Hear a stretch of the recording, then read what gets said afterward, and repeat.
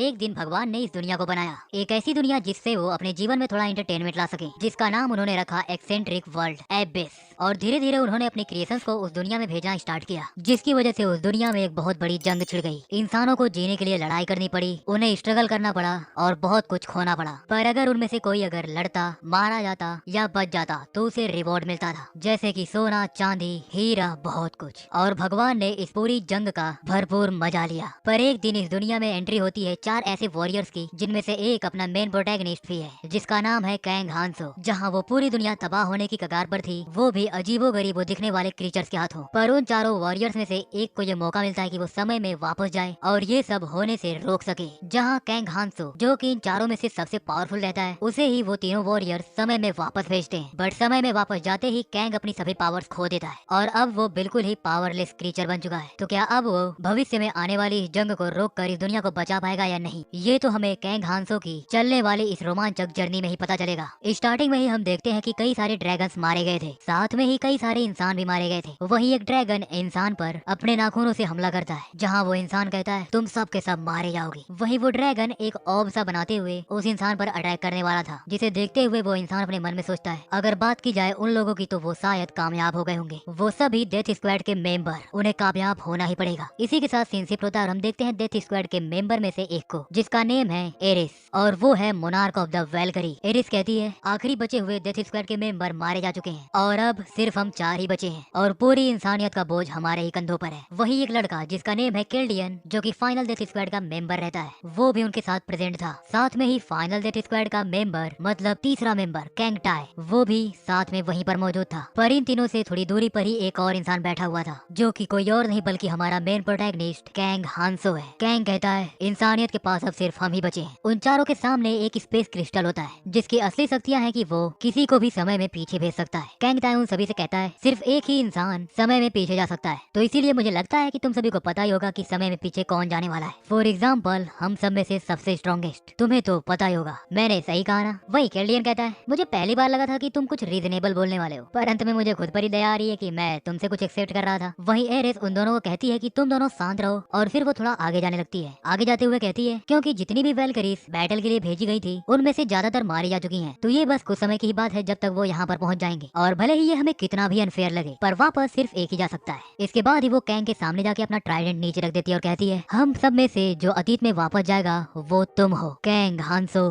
Kang कहता है मैं बहुत लड़ चुका हूँ, जब से मैं इस एबिस में आया हूँ तब से मैं लड़ते ही जा रहा हूँ, हर दिन सालों से मैं लड़ रहा हूँ। मैंने लड़ाई की, पावर गेन किया, खून बहाया, मार डाला, तो क्या तुम्हें नहीं लगता कि इसी में से किसी एक लड़ाई में मर जाना ही मेरे लिए एक गर्व की बात होगी? एरिस उसका हाथ पकड़ती है और कहती है कमजोर की तरह बात मत करो, क्योंकि अब पूरी इंसानियत की आखिरी उम्मीद सिर्फ तुम ही हो, सो इसीलिए उम्मीद मत छोड़ो। वहीं उसके दोनों दोस्त वो भी इस बात से पूरी तरह से सहमत थे। केल्डियन कहता है एरिस सही बोल रही है, क्योंकि फैक्ट तो यही है कि तुमने हमारे 20 साल बाद स्टार्ट किया और फिर भी देखो तुम यहाँ पर हो, ये खुद में ही एक बहुत बड़ी बात है। केल्डियन कहता है हांसो, अगर तुम्हारी एबिलिटी सिर्फ 5 साल, सिर्फ और सिर्फ 5 साल पहले स्टार्ट हो गई होती तो आज ये दिन आता ही नहीं और आज का ये समय अलग होता। वही कैंग टाई कहता है हाँ तुम सही बोल रहे हो, क्योंकि कैंग हांसो की स्किल्स की तो मैं भी सराहना करता हूँ, पर अगर कैंग नहीं जाना चाहता तो वो खुल के बोल सकता है, क्योंकि अगर मैं समय में वापस गया तो मैं वो सब चीजें करूंगा जो मैं इस वक्त नहीं कर पाया। उसकी बात सुनते ही सभी लोगों से घूरने लगते हैं, जिस पर कैंग टाई कहता है मेरा मतलब ये नहीं था, मैं तो बोल रहा हूँ कि अगर मैं जा पाता, पर असलियत में तो तुम जा रहे हो तो ये सब तुम करोगे। वही कैंग भी सोचने लगता है और फिर खड़ा होते हुए उस ऑर्ब के सामने जाता है। सामने पहुंचते ही उसे कुछ एहसास होता है और वो कहता है ये पहले से शुरू हो गया है, और तभी हम देखते हैं कि छत टूटी हुई थी, जिसके ऊपर से एक ड्रैगन उन सभी पर नजर बनाए हुए था। छत टूटते ही उन सभी का ध्यान उस ड्रैगन की तरफ जाता है। वहीं वो ड्रैगन एक पावरफुल अटैक के लिए पूरी तरह से तैयार था। केल्डियन कहता है अपने मकसद से भटको मत, क्योंकि इसे हम रोक लेंगे। उसके अगले ही मोमेंट वो कुछ स्पेल्स कास्ट करने लगता है, जिसकी वजह से वहाँ पर एक शील्ड बन जाती है। केल्डियन कहता है एरिस कैंगता है, मैं जगह चेंज कर रहा हूँ, तुम्हें ये संभालना होगा और कोशिश करना कि इसे रोक के रखना जब तक मैं सब कुछ तैयार न कर दूं। वहीं कैंगता एक पत्थर हटाते हुए कहता है हम पर छोड़ दो ये, क्योंकि अब तुम्हें पता चलने वाला है कि मेरी स्किल्स क्या है। वहीं उसके पास में ही एरिस भी मौजूद थी। एरिस पहले आगे जाते हुए कहती है मैं सामने से अटैक करती हूँ, तुम मेरे पीछे आओ। इसके बाद वो अपने ट्राइडेंट को हल्का सा घुमाने लगती है, बढ़ता भी वहाँ पर और भी ड्रैगन्स आ जाते हैं। इधर एरिस अपने ट्राइडेंट को जमीन जमीन पर पटकती है और कहती है कैंग ताई यही तुम्हारा समय है। इसके अगले ही मोमेंट कैंग ताई के आसपास बहुत ज्यादा फ्लेम्स आ जाती है और वो कहता है मुझे पहले से ही पता है, तुम्हें बताने की जरूरत नहीं है। इसके अगले ही मोमेंट कैंग ताई अपने फ्लेम से उस ड्रैगन पर स्ट्राइक करता है, पर वही देखकर बहुत हैरान रह जाता है कि उस ड्रैगन को कुछ भी इफेक्ट नहीं हुआ था। वो ड्रैगन अपने नाखूनों से कैंग ताई को पकड़ने की कोशिश करता है। इधर कैंग ताई उस ड्रैगन से लड़ते हुए काफी स्ट्रगल करने लगता है, जिसे देखते हुए कैंग हांसो सोचता है कि उसे अब मदद करनी चाहिए। बट तभी केल्डियन रोक लेता है और कहता है तुम अपना ध्यान इस पर लगाओ, और वैसे भी तुम्हारा असली हथियार टूट चुका है तो तुम कुछ खास मदद कर नहीं पाओगे। उन दोनों की बातें सुनने के बाद इधर एरिस कहती है केल्डियन सही कह रहा है, ये सब तुम हमारे ऊपर छोड़ दो। और हाँ, एक बात का ध्यान रखना, जो भी लोग तुम्हें एनोइंग लगे उन्हें खुद से दूर मत करना और अपना बेस्ट देना ताकि तुम उनका ध्यान रख सको। एरिस रिक्वेस्ट करते हुए कहती है क्या तुम बस मेरी ये एक बात को प्लीज इस बार मान सकते हो। कैंग कहता है मैं ट्राई करूंगा। वहीं एरिस कहती है ऐसे हालात में भी तुम बिल्कुल पहले जैसे हो, तो अब इसके आगे का सब कुछ मैं तुम्हारे भरोसे छोड़ती हूँ केल्डियन। इधर केल्डियन कहता है कैंग हांसो आई एम सॉरी बट तुम्हें सुनना होगा क्योंकि ये एक बहुत ही जरूरी बात है। ये सुनते ही कैंग केल्डियन की तरफ देखता है जो कि इस वक्त कुछ स्पेस पढ़ रहा था। केल्डियन कहता है जैसा कि एरिस ने कहा बिना मतलब के किसी को भी मत मारना जब तक तुम्हें ऐसा न लगे कि इसे मारना बहुत जरूरी है, पर हाँ उन सभी चींटियों पर रहम भी मत करना जो तुम्हें इस महान युद्ध को रोकने में रुकावटें पैदा करें। तो इसीलिए मैं चाहता हूँ कि तुम सिर्फ उन्हें ही बचाना जो कि ये डिजर्व करते हैं, और साथ में मेरा एक और काम करना, उस बरसर्क मोनार्क क्लेमेंटाइन को मार डालना। वो कमीना ये डिजर्व ही नहीं करता कि वो जिंदा रहे। क्या तुम समझ गए कैंग हांसो? या सुनते ही कैंग के चेहरे पर एक स्माइल आ जाती है। वही केल्डियन कहता है अब तैयार हो जाओ। उसके अगले ही मूवमेंट वो ऑर्ब सर्कुलेट करना स्टार्ट कर देता है और वहाँ से लाइटनिंग भी निकलने लगती है। वही कैंग ताई और एरिस ये देखकर काफी खुश थे कि फाइनली वो कम से कम एक को तो समय में पीछे भेज पा रहे हैं, एक उम्मीद जो इंसानियत को बचा पाएगी। इधर केल्डियन जैसे ही अपने हाथों को एक करता है उस ऑर्ब के अंदर एक बहुत ही पावरफुल लाइटनिंग स्ट्राइक होती है। इसके बाद ही सीन शिफ्ट होता है और हम देखते हैं कुछ लोगों को, जिनमें से एक कहता है आखिरकार ये जगह कौन सी है, पर उन सभी के बीच में एक मिस्टीरियस सा बंदा मौजूद होता है जो कि कोई और नहीं बल्कि कैंग हांसो है। कैंग एक बार अपने पूरे शहर को देखता है जहाँ पूरे शहर की हालत पहले से ही काफी खराब थी, और फिर वो मुस्कुराते हुए कहता है मतलब ये काम कर गया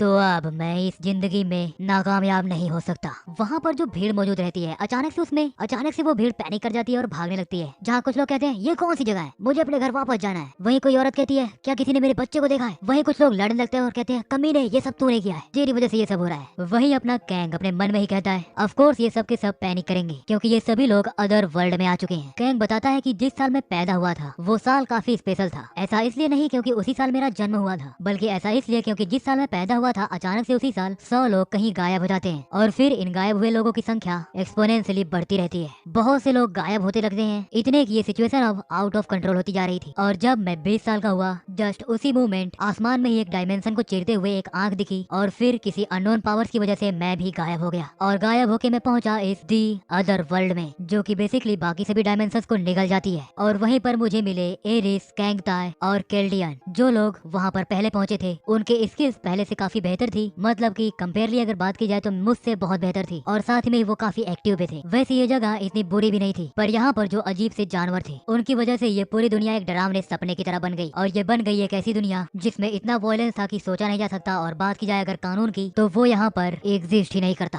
कैंग कहता है वो लोग जो एबिस के द्वारा निगल लिए जाएंगे वो ट्रांसपोर्ट होकर इस अदर वर्ल्ड में आएंगे, और जब सभी लोग यहाँ पर आएंगे उसके बाद ही यहाँ पर एक ऐसी जंग की शुरुआत होगी जिसे एरिस, केल्डियन, कैंग ताई और इनके साथ साथ में ही मैं, इनमें से कोई भी नहीं रोक पाया। तो अगर देखा जाए तो मेरे पास अब से 5 साल तक का समय बचा हुआ है, सो इसीलिए मुझे अब बहुत ताकतवर होना होगा। कैंग अपना हाथ सामने लाते हुए कहता है जो स्किल्स मैंने सीखी थी और मेरी जो भी स्ट्रेंथ थी वो सब की सब जा चुकी है। इसके बाद वो अपने सामने देता और कहता है एनीवे समय तो अब होने वाला है। और तभी वहाँ आसमान में एक डायमेंशन ओपन होता है जिसे देखते हुए सभी लोग हड़बड़ाने लगते हैं और कहते हैं ये क्या है, आखिरकार आसमान बीच में से फट क्यों रहा है। वहीं उस डायमेंशन में से एक अजीब सा क्रीचर बाहर आता है और सभी को देखने लगता है और कहता है इंसान, ये इंसान। एंड देन वो सभी से कहता है हेलो मैं हूँ असिस्टेंट फेरी जो कि यहाँ पर तुम्हारी सहायता करने के लिए आया है ताकि तुम सभी क्विक प्रोसीडिंग कर सको। वही वो इंसान उसे देखकर काफी हैरान रहता है और कहते हैं क्या ये क्या है ये? इधर वो असिस्टेंट कहता है कृपया करके क्या तुम लोग वो सुन सकते हो जो मैं यहाँ पर तुम्हें कहने आया हूँ। इधर कैंग उसे देखते हुए मन में कहता है ये कमीना फिर से आ गया, अब ये सभी को क्विक प्रोसीडिंग के बारे में बताने वाला है जिसमें ये सबको बताएगा कि हमें एक दूसरे से ही लड़ना है। इधर वो असिस्टेंट फेरी कहता है पहले मैं तुम सभी का स्वागत करता हूँ इस अदर वर्ल्ड में, और अभी से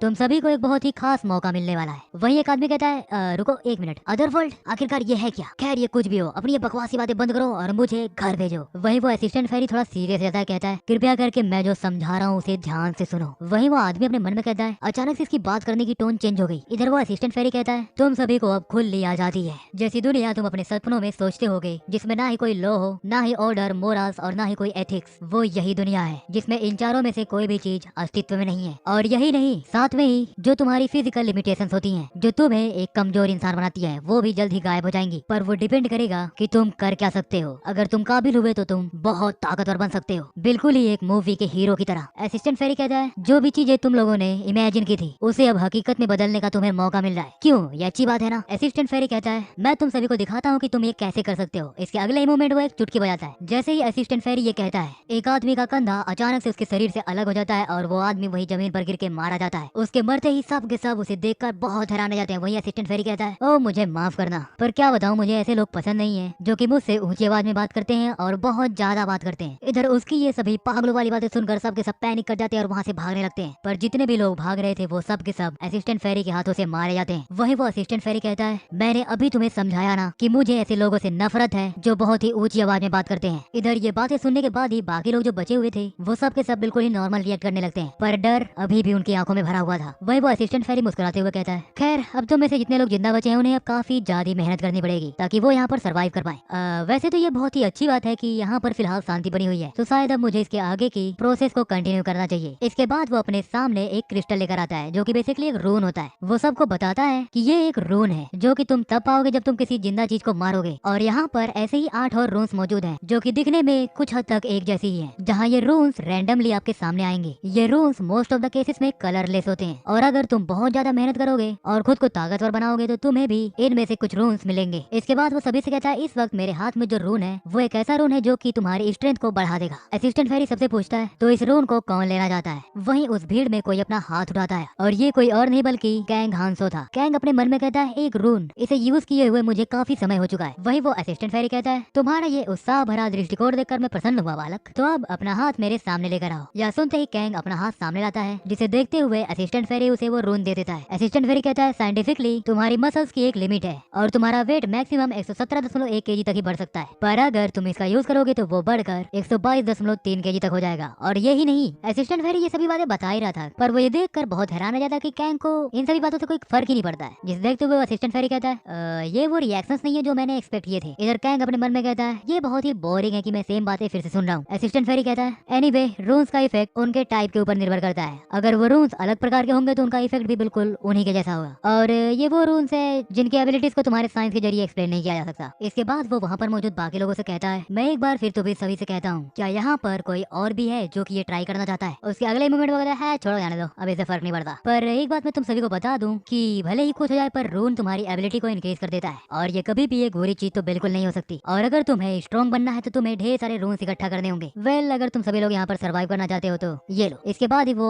सेम रून जो कि उसने कैंग को दिया था उन सभी के सामने फेंक देता है। उसे अपने सामने देखकर सभी लोग पहले तो थोड़ा सोचते हैं कि उसे ले या ना ले, बट अगले ही मोमेंट वो सब के सब उस पर टूट पड़ते हैं और एक दूसरे से लड़ते हुए उस रून को हासिल करने लगते हैं। वही वो असिस्टेंट फेरी कहता है मतलब कि खुद से ही कहता है कि जिस बंदे ने पहले मुझसे रून लिया था मुझे लगता नहीं है कि उसे इसकी कोई एक्सप्लेनेशन की जरूरत है। इसके बाद वो सभी से कहता है मैं आगे जाके ये सभी रून्स तुमसे वापस ले लूंगा। एंड देन वो जाता है कैंग के पास और कहता है अगर तुम अपने सीधे कान को छुओगे तो तुम्हें पता चल जाएगा कि तुम्हारे पास कौन से रून्स हैं। इधर यह सुनते ही बाकी लोग भी अपने सीधे कान को अपने हाथ से टच करते हैं, जिसके टच होते ही उनके सामने एक सिस्टम विंडो ओपन हो जाता है। वही कैंग ने भी अपने कान को टच किया हुआ था। वही वो असिस्टेंट फेरी कहता है फिलहाल तो तुम्हारा इतना ही जाना जरूरी है। इधर कैंग अपने सिस्टम विंडो को देखते हुए अपने मन में कहता है मेरी स्ट्रेंथ 1 पॉइंट से बढ़ चुकी है और अगर हंटिंग करते हुए मैं और भी रून्स हासिल कर सकूं तो मेरे माना और मेरी मैजिक पावर ये सब भी बढ़ सकते हैं। कैंग अपने मन में कहता है हम जितना चाहे उतना रून्स हासिल कर सकते हैं और जहाँ से चाहे वहाँ से हासिल कर सकते हैं, पर उसके लिए हमें किसी लिविंग बीइंग को मारना होगा। इससे फर्क नहीं पड़ता कि वो क्या है, भले वो एक इंसान हो, गॉब्लिन हो, मॉन्स्टर हो, कुछ भी हो। इधर वो असिस्टेंट फेरी कहता है स्टार्टिंग में तुम्हें लगेगा कि ये बहुत ही अनफेयर है, पर जैसा कि तुम पहले जहाँ पर रहते थे वहाँ पर चीजें ऐसे नहीं चलती थी, पर यहाँ पर तुम लिविंग बीइंग्स को मार के ही रून्स को हासिल कर सकते हो। असिस्टेंट फेरी कहता है पर मैं तुम सभी को कुछ और भी देना चाहता हूँ जिससे तुम काफी खुश हो जाओगे। वो सबसे कहता है अपना पास्ट भूल जाओ और एंजॉय करो अपनी इस नई जिंदगी को। उसके यहाँ बोल दे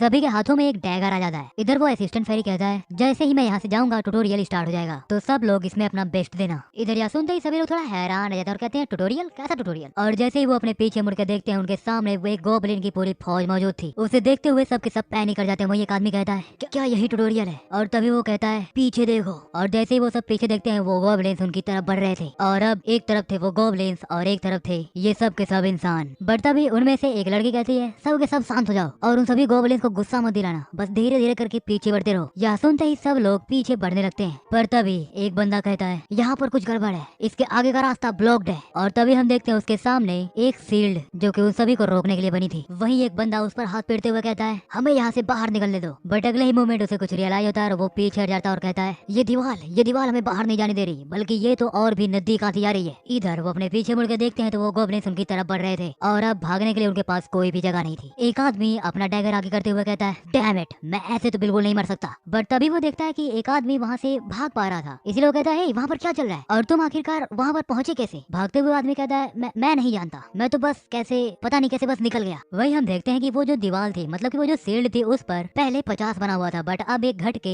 49 हो गया था। वो आदमी ये सब देखकर सोच ही रहा था कि आखिरकार ये 49 क्यों हुआ। पर तभी वो भी उसी रास्ते से बाहर निकल जाता है और कहता है मैं भी आ रहा हूँ, और उसके बाहर निकलते ही वो नंबर 48 हो जाता है। इसे घटते हुए देखकर सब समझ जाते हैं कि शायद अब यहाँ से सिर्फ 48 लोग और बाहर निकल पाएंगे, इसीलिए सब एक दूसरे को धक्का देते हुए बाहर निकलने की कोशिश करने लगते हैं। वही हमारा मेन प्रोटैगनिस्ट कैंग उन सभी को देखकर कहता है हाउ पैथेटिक। इस ट्यूटोरियल का सीधा सा मतलब था कि हम सभी के सभी, मतलब हम सभी 100 लोग इकट्ठा होकर इन गॉब्लिन से लड़े और इस ट्यूटोरियल को खत्म करें। भले इस प्रोसेस में हमें काफी ज्यादा घाव लग जाए या हमें काफी परेशानियों का भी सामना करना पड़े। देन वो अपने मन में कहता है जब मैं यहाँ पर पहली बार आया था तो रफली लगभग 40 लोग गॉब्लिन के हाथों मारे गए थे, और उन सभी लोगों जो कि इस दीवार को पार नहीं कर पाए थे उनमें से सिर्फ 10 ही जिंदा बच पाए, 100 में से सिर्फ 10। पर इस समय ये कहानी थोड़ी अलग है। पहले मुझे इस एरिया को क्लियर करना होगा ताकि मैं अगले स्टेज पर पहुंच सकूं। इसके बाद ही कैंग भी अपना डैगर निकालने लगता है। इधर वो सभी गॉब्लिन्स बिना रुके दौड़ते हुए उन सभी लोगों के पास आने लगते हैं। वही एक गॉब्लिन उन सभी पर हमला करके उन सबको मारने वाला था, बट जस्ट उस गॉब्लिन के पीछे ही एक और गॉब्लिन एक इंसान का सर उखाड़ के बाहर फेंक देता है। इधर उस गॉब्लिन का कटाना जैसे ही भागते हुए एक इंसान के गले तक पहुंचता है कि तभी उस गॉब्लिन पर कोई अटैक करता है और वो गॉब्लिन बीच में से ही फट जाता है। इसके बाद ही हम देखते हैं कि ये कोई और नहीं बल्कि हमारा मेन प्रोटैगनिस्ट मतलब कि कैंग हांसो था। कैंग एक एक करके उन सभी गॉब्लिन्स को मारना शुरू कर देता है। जहाँ एक गॉब्लिन उस पर अटैक करता है, बट कैंग उसके अटैक को ब्लॉक करते हुए उसका सर काट के उसके धड़ से अलग कर देता है। इसके बाद ही वो बिल्कुल एक ट्रेंड मर्सनरी की तरह अपना डैगर लेके उन सभी गॉब्लिन से लड़ने के लिए रेडी हो जाता है। इधर बाकी लोग कैंग को लड़ते हुए देख रहे थे और वो देखकर बहुत हैरान रह जाते हैं। वहीं कैंग थोड़े समय बाद ही और भी गॉब्लिन को मार देता है और अपने मन में कहता है इस वक्त मुझे लड़ने में बहुत ही अनकंफर्टेबल महसूस हो रहा है, क्योंकि ये मेरा जो शरीर है वो लगभग 10 साल पुराना शरीर है और मैंने खुद को लड़ाई के लिए ट्रेन किया था उस शरीर में जिसे मैं हाल ही में छोड़ के आया हूँ। कैंग उन गॉब्लिन्स को मारने के बाद उनके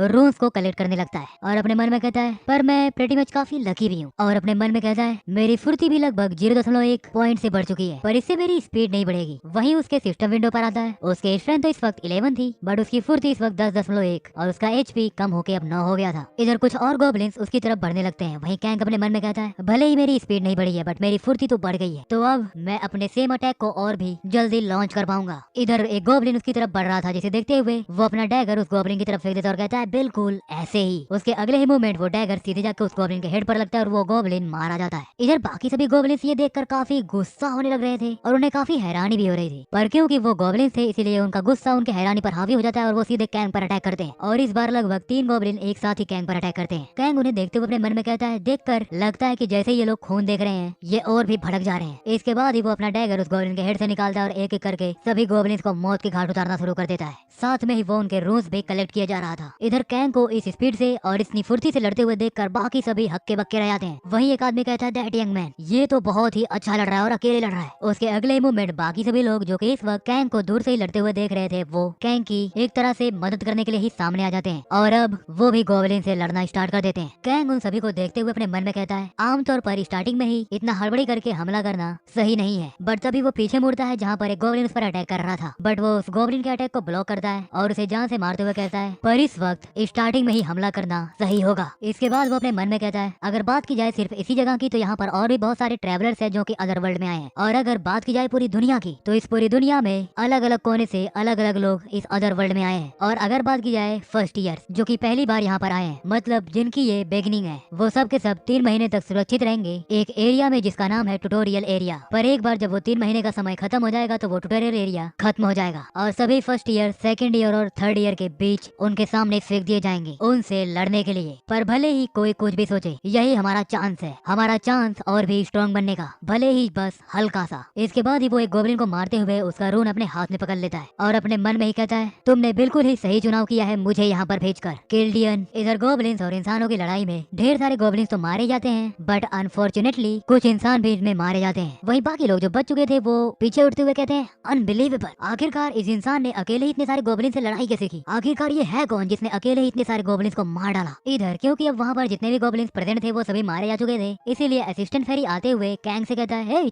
तुमने बहुत अच्छा किया, तुमने काफी ज्यादा मेहनत की और यहाँ पर अभी जितने लोग बचे हुए हैं उनके नंबर्स भी काफी ठीक ठाक हैं। वही उसकी बातें सुनने के बाद सभी लोग अपने मन में ही बोलने लगते हैं, कमीना डेविल कहीं का। वहीं एक औरत भी प्रेजेंट होती है जिसका बच्चा इन सभी में मारा जा चुका था। वो अपने मन में ही कहती है, ये एक राक्षस है, आखिरकार ये यहाँ पर क्यों आया फिर से। इसके बाद वो असिस्टेंट फेरी उस वॉल यानी कि उस बैरियर को हटाने लगता है जो कि सभी पार्टिसिपेंट्स को बाहर जाने के लिए रोक रहा था और कहता है, क्योंकि अब तुम सभी जान चुके हो कैसे सर्वाइव करना है तो मुझे अभी से हटा ही देना चाहिए। और सभी से मुस्कुराते हुए कहता है, जैसा तुमने आज किया बिल्कुल ऐसे ही करते हुए तुम्हें और आगे बढ़ना है, और वैसे मुझे और भी एरियाज में कुछ जरूरी काम करने हैं तो गुड लक। इसके बाद ही वो उसी डायमेंशन में ट्रेवल करते हुए कहीं पर चला जाता है जिससे वो बाहर आया था। जैसे ही वो असिस्टेंट फेरी वहाँ से जाता है सभी लोग उसे कहते हैं बाहर में जाओ एंड देन उसे गालियां देने लगते हैं। इधर कैंग अपने सीधे कान को हल्का सा टच करता है जिसकी वजह से उसका सिस्टम विंडो उसको सामने खुलता है, जिसे देखकर वो अपने मन में कहता है, अगर इसे पहले से कंपेयर किया जाए तो ये इतना भी खराब नहीं है, और ये जिस हिसाब से बढ़ा हुआ है देखकर ट्यूटोरियल के हिसाब से तो ये परफेक्ट लग रहा है, क्योंकि इस वक्त कैंग के सिस्टम विंडो पर लिखा हुआ था कि उसकी स्ट्रेंथ अब 14.3 हो चुकी है, उसकी फुर्ती 10.9 है, बट उसका एचपी अब बढ़ के 10.1 हो चुका था। और साथ में ही उसने एक और नई स्किल का डेवलप किया जिसका नाम है सेंस, जो कि इस वक्त 11.2 पर है। कैंग एक डैगर को अपने सामने लाते हुए कहता है, साथ में ही मुझे कुछ बहुत ही काम का मिला है जिसका नाम है a symbol of courtship. Kang अपने मन में सोचता है, तो अब मुझे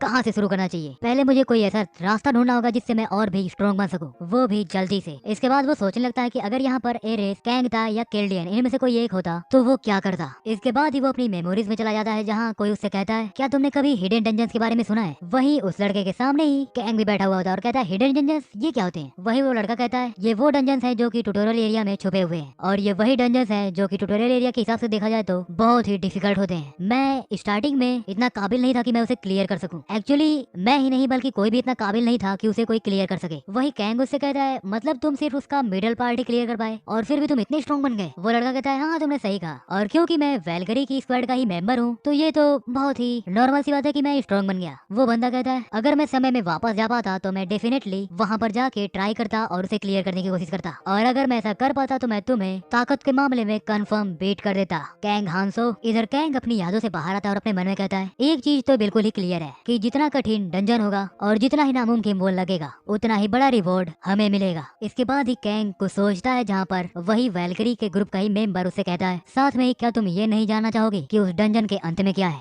यह सोचने के साथ ही कैंग अपने मन में ही कहता है, मेरे गोल सब डिसाइड हो चुके हैं और अगर मैं ये करना चाहता हूँ तो पहले मुझे कुछ चीजों का ध्यान रखना होगा। कैंग कहता है, फर्स्ट स्टेज में सभी 100 लोग साथ आके उसे क्लियर करते हैं जो कि लगभग 1 हफ्ते तक चलता है और ये हंट लगभग 3 महीने तक चलता है, और जैसे ही सेकंड स्टेज क्लियर होगा सेफ जोन हट जाएगा और हम सभी उन सभी लोगों से कांटेक्ट कर पाएंगे जो यहाँ पर पहले आए हैं, मतलब कि इस अदर वर्ल्ड में पहले आए हैं। बट अगर इस फर्स्ट स्टेज के ट्यूटोरियल की बात की जाए तो यहाँ पर 2 ऐसी चीजें हैं जो छुपी हुई हैं जिन तक कोई भी नहीं पहुँच पाया, इसीलिए किसी को भी नहीं पता कि अंत में है क्या, और अंत तक पहुँचने के लिए मुझे इस हिडन डंजन को क्लियर करना होगा ताकि मैं और भी ताकतवर बन सकूं, क्योंकि यही एक ऐसा तरीका है जिससे मैं जल्दी ताकतवर बन सकता हूँ। कैंग खड़े होते हुए ये सब बातें सोच ही रहा था, बट तभी वो पीछे मुड़ के देखता है जहाँ कुछ लोग एक लड़की को परेशान कर रहे थे। वो लड़की कहती है, तुम क्या करने की कोशिश कर रहे हो। वहीं उन सभी में से वो लड़का कहता है, इससे तुम्हारा क्या मतलब है, मैं तो बस यही कह रहा हूँ कि तुम हमारे साथ चलो। वो लड़की कहती है, मैंने कहा ना कि मैं खुद ही जाऊंगी और मेरा जहाँ मन करेगा मैं वहाँ पर जाऊंगी। वही कैंग अपने मन में सोचता है, आखिरकार ये सभी चीजें होना ही स्टार्ट हो चुकी है, क्योंकि वैसे भी यहाँ पर कोई ना ही कायदा है ना ही कोई कानून। वही वो लड़का जो कि बाकी सभी के साथ मिलकर उस लड़की को परेशान कर रहा था जिसका नाम है संगू। संगू उस लड़की से कहता है, और तुम अकेले कहाँ जाने की सोच रही हो, वैसे तो हमें सरवाइव करना है तो मुझे लगता है कि हमें साथ में मिलकर काम करना चाहिए, क्या तुम ये नहीं चाहते कि हम सब जिंदा रहें। वही वो लड़की जिसका नाम होता है मिन्ही, वो अपना हाथ छुड़ाने की कोशिश करती है। इधर कैंग अपने मन में कहता है, मेरे पास अभी इतना समय नहीं है कि मैं ऐसी चीजों पर ध्यान दूं, मुझे पहले उस हिडन पीस को ढूंढना होगा जो कि लगभग 1 हफ्ते में ही गायब हो जाएगा। बट तभी एक और लड़का वहाँ पर आ जाता है जो कि कहता है, हे कैंग हांसो, जिसका नाम होता है संग जिन। जिन कहता है, कहीं तुम 1 मिनट, तुम हांसो ही तो, हाँ मैं तुम्हें पहचानता हूँ। वही उसे देखते हुए कैंग अपने मन में कहता है, क्या टाइमिंग है,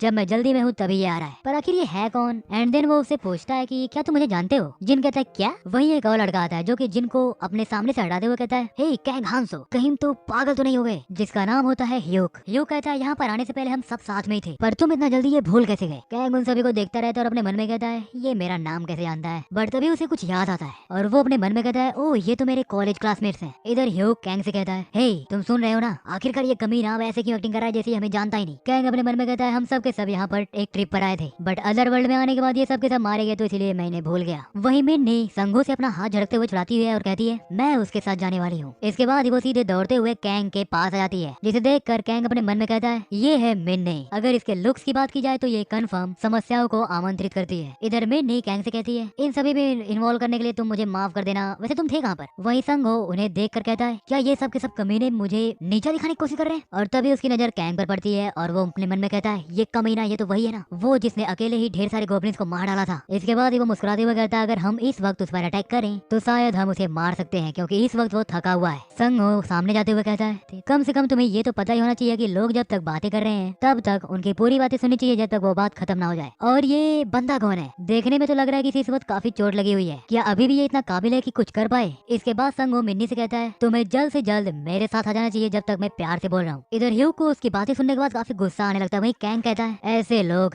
लगता है हमेशा हर जगह पर ऐसे लोग मिल ही जाते हैं। कैंग कहता है अपनी पहली फाइट के बाद लगता है तुम कुछ ज्यादा ही ओवर एक्साइटेड हो रहे हो, वो भी बिना ये जाने कि तुम्हारा सामना इस बार किससे हो रहा है। कैंग कहता है लगता है तुम इस वक्त एक इल्यूजन में हो जिसमें तुम्हें लगता है कि तुम मुझे हरा सकते हो। इसके बाद ही वो पलक झपकाते ही सीधे संगो के सामने पहुंच जाता है और कहता है क्या तुम समझ रहे हो मैं क्या कहने की कोशिश कर रहा हूँ। संगो तुरंत ही अपना हाथ झटकता है और कैंग को खुद से दूर करते हुए कहता है ये कमीना। पर तभी कैंग निकालता है अपनी वो डैगर और कहता है तुझे और कुछ बोलना है क्या। अब ये सुनते ही संगो थोड़ा घबराने लगता है, बट तभी वहाँ पर एक और बंदा सामने आता है जो कि बेसिकली उन सभी का बॉस था। बॉस कहता है देखो भाई हम लोग कोई बुरे लोग नहीं है और कैसा रहेगा अगर तुम हमारे साथ आ जाओ, क्योंकि अगर इस सिचुएशन के हिसाब से देखा जाए तो हम साथ मिलके काफी कुछ कर सकते हैं। तो तुम्हें नहीं लगता कि कितना अच्छा होगा अगर हम साथ मिलके काम करें। कैंग उसे घूरते हुए अपने मन में कहता है ये आंखें, इन आंखों को देखकर ही मैं ये बता सकता हूँ कि ये बंदा इस जगह पर और इस माहौल में बिल्कुल ही एडजस्ट हो चुका है, क्योंकि यहाँ पर इसे अपने असली नेचर को छुपाने की कोई जरूरत नहीं है और अब ये एक जंगल में बिल्कुल हाइना की तरह शिकार कर सकता है। पर अंत में ये सब मारे ही जाने वाले हैं। कैंग अपने डैगर को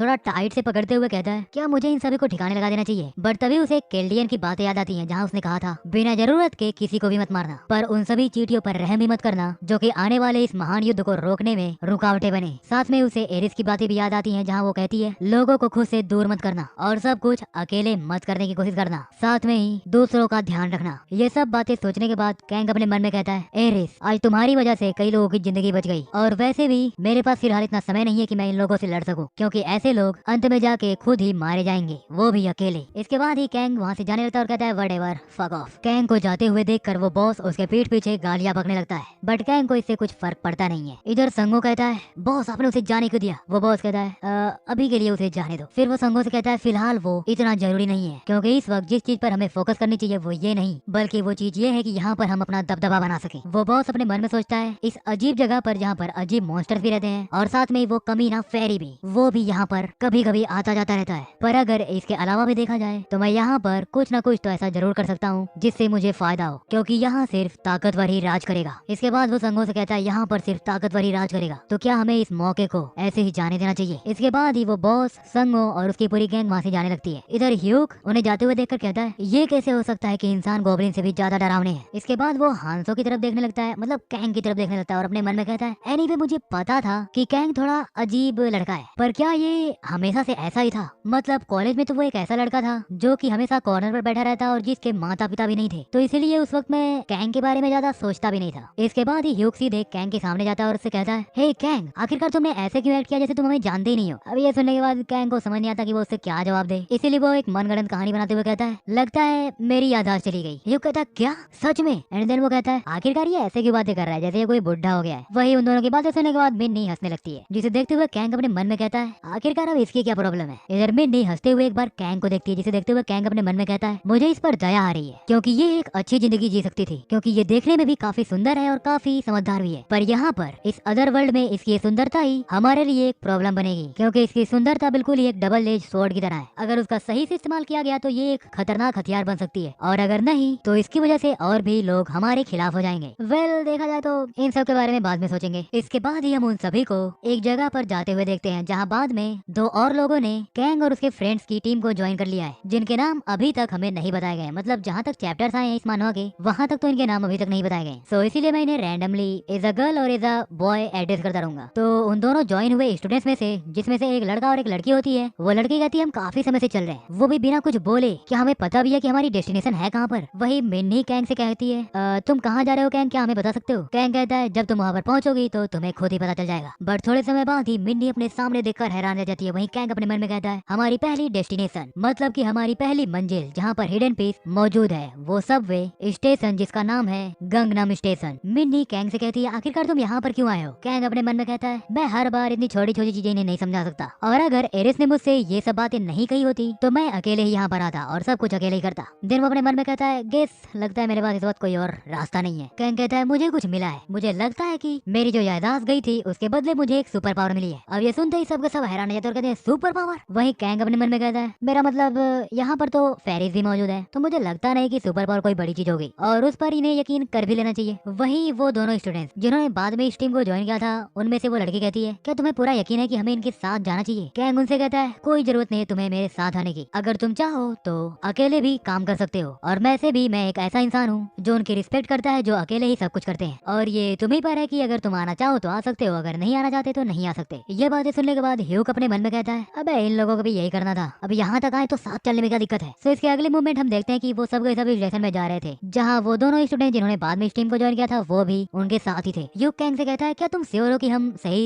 जगह पर जा रहे हैं, मतलब देखने में ये जगह थोड़ी डरावनी नहीं लग रही। कैंग कहता है नहीं, और वैसे भी हम अंदर जाने के बाद कुछ दोस्तों से मिलने वाले हैं जो कि पहले यहाँ पर आ चुके हैं। एंड ये सुनने के बाद ह्यूक को कुछ समझ नहीं आता और वो कहता है क्या कहा तुमने। खैर मैं तो ये जानने के लिए उत्सुक हूँ कि आखिरकार ऐसी जगह पर कौन रहता है, क्या ये कोई ऐसा है जिसे तुम जानते हो। बट तभी कैंग उन सभी से कहता है रुक जाओ, और अगले ही मूवमेंट वो अपने डैगर को बाहर निकालता है। इधर ह्यूक को समझ नहीं आ रहा था कि आखिरकार कैंग अपने डैगर को क्यों बाहर निकाल रहा है। वही कैंग ह्यूक जिसे कि उसके सभी फ्रेंड्स बेसिकली ताइसंग कह के बुलाते हैं, वो कहता है ताइसंग इस अटैक को डॉज करो। वही ये बातें सुनने के बाद ताइसंग यानी कि ताय बहुत ज्यादा डर जाता है और इस अटैक को डॉज करने की कोशिश करता है। इधर कैंग ताय पर अपने डैगर से ऐसी जगह पर अटैक करता है जहाँ पर अगर उसका निशाना हल्का सा भी चुकता तो यहीं बैठे बैठे ताय के 2 करोड़ का घाटा हो जाता। खैर जोक्स अपार्ट, जैसे ही ताय इस अटैक को डॉज करता है हम देखते हैं कि कैंग ने ये अटैक ताय पर नहीं बल्कि एक ग्रीन वॉर्म मतलब कि एक हरे केंचुए पर किया था। कैंग कहता है ये एक ऐसा डंजन है जो कि गंगनम स्टेशन के हिसाब से बनाया गया है, और ये है हरे केंचुए जो कि यहाँ पर घूमते रहते हैं, और जैसे ही वो किसी के वाइब्रेशंस को सेंस करते हैं वो तुरंत ही धरती से निकलकर जमीन पर ऊपर आ जाते हैं। इन सभी को सनलाइट से बहुत ज्यादा नफरत है, तो इसीलिए नॉर्मली ये जमीन से बाहर नहीं आते, पर अगर इन्होंने गलती से भी तुम्हें काट लिया तो तुम धीरे धीरे करके बेहोश होते जाओगे, और इससे पहले कि तुम कुछ कर पाओ तुम मारे जाओगे। ये बातें सुनने के बाद सबके सब बहुत हैरान हो जाते हैं। वही कैंग उस ग्रीन वॉर्म में से वो क्रिस्टल मतलब कि वो रून बाहर निकालने लगता है। कैंग उन सभी से कहता है मैं तुम्हें बताता हूँ कि कैसे इन सभी ग्रीन वॉर्म से निपटना है। इसके बाद ही हम देखते हैं कि सब लोग मिलके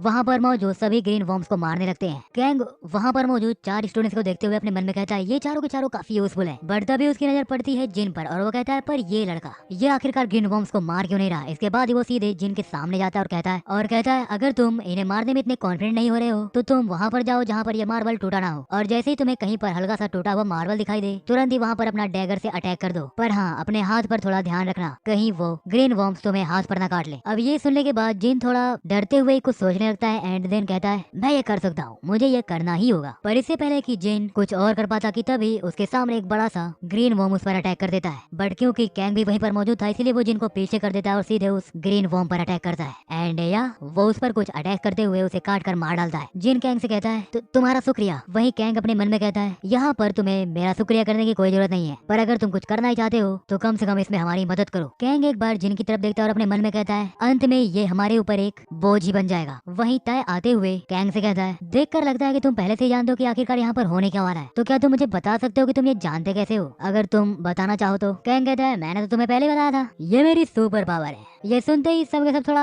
हैरान तो होते हैं, बट वो कहते हैं हाँ ठीक है मैं समझ गया। कैंग कहता है चलो पहले हंटिंग पर फोकस करते हैं। इसके बाद वो सभी मिलके ग्रीन वॉर्म्स को अगेन मारने लगते हैं। वही कैंग एक रून को अपने हाथ में पकड़े हुए था एंड देन वो सभी से कहता है आखिरकार तुम सभी लोग इस रून को उठा क्यों नहीं रहे हो। मिन्नी कहती है हमने बात की और हमें लगता है कि ये अच्छा ही होगा कि अगर ये सभी रून्स तुम रख लो और हम सभी की रक्षा करो, और वैसे भी उन रून्स को अपने साथ रख के ऐसा तो है नहीं कि हम इतने ताकतवर बन जाएंगे कि हम सुपरमैन को टक्कर दे दें, तो इसीलिए हमने सोचा कि ये हम तुम्हें ही दे दे और तुम्हें हम सभी की रक्षा करो। कैंग कहता है अगर तुम सभी मेरे साथ आना चाहते हो तो तुम्हें कम से कम एक बेसिक रूल तो मानना ही होगा, और वो रूल ये है कि तुम्हें वो रिवॉर्ड अपने पास ही रखना होगा जो तुम्हें हंट करके मिल रहा है। कैंग अपने मन में कहता है वो लोग जो एबिस में दशकों से घूम रहे हैं मतलब घूम रहे थे, उन्होंने एक बहुत ही बेसिक सा रूल इस्टेब्लिश किया जो कि ये था कि मैं जिस चीज को हंट करूंगा उसका रिवॉर्ड मैं रखूंगा, क्योंकि ज्यादातर ग्रुप हंट के केस में चीजें काफी डिस्टर्बिंग हो जाती थी जिसकी वजह से ग्रुप में दंगे होने भी शुरू हो जाते थे। कैंग उन सभी को देखकर अपने मन में कहता है जल्दी इन सभी को रियलाइज हो जाएगा कि आखिरकार ये जगह कितनी जालिम और कितनी खतरनाक है। कैंग उन सभी से कहता है यहाँ पर तुम सिर्फ एक ही चीज पर भरोसा कर सकते हो और वो है खुद तुम और तुम्हारी एबिलिटीज, क्योंकि अगर तुम यूजलेस रहोगे तो तुम्हें बिल्कुल एक कचड़े की तरह फेंक दिया जाएगा,